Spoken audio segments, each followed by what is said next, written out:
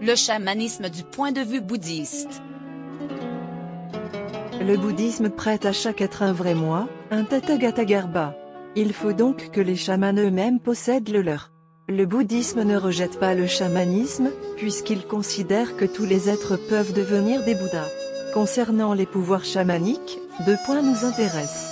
Notons tout d'abord que la plupart des gens ne parviennent pas à résoudre leurs problèmes, en particulier parce qu'ils sont attachés à leurs intérêts personnels.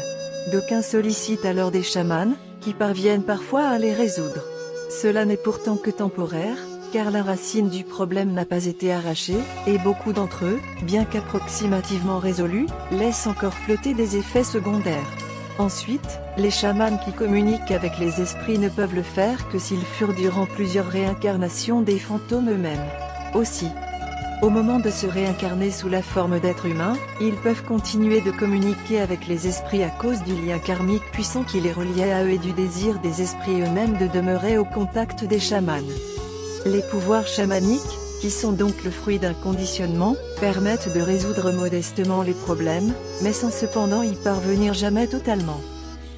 Si les chamans peuvent comprendre tant de choses sur les personnes qui les consultent, c'est que les fantômes avec qui ils communiquent sont capables de percevoir la vie de ces personnes, y compris leur toute dernière vie antérieure.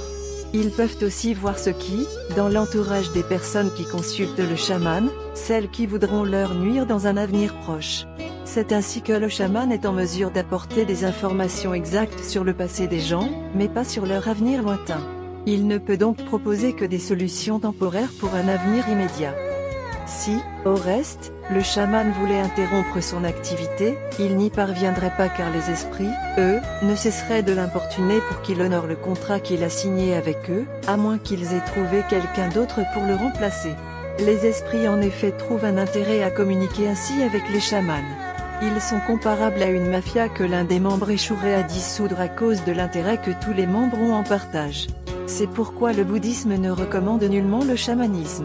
Il est en outre très probable que le chaman, au moment de décéder, devienne à son tour un fantôme.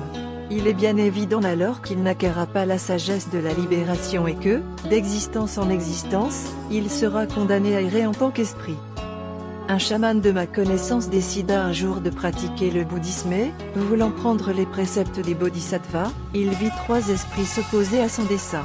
Ils entreprirent alors de nuire à sa santé, de telle sorte qu'il perdit 20 kilos en 2 mois. De nombreuses personnes prièrent pour l'aider, car il fallait détourner de lui les esprits qui s'y étaient attachés. Réfléchissez donc bien avant de vouloir devenir vous-même des chamans.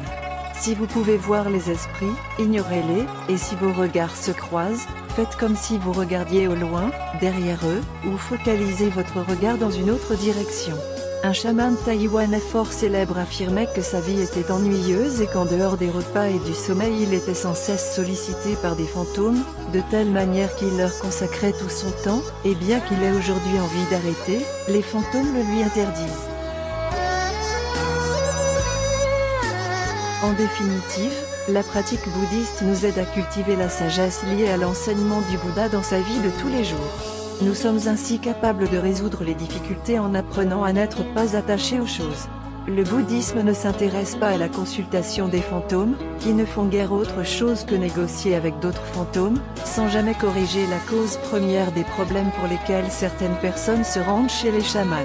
Le pratiquant bouddhiste peut avoir acquis la capacité de voir et d'entendre des fantômes, mais le bouddhisme demande de ne pas l'utiliser ou de ne pas la cultiver avant d'avoir atteint le premier bhumyo au moins.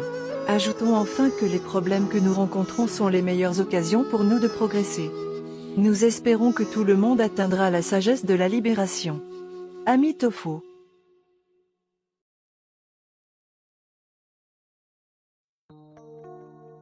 Association du vrai cœur.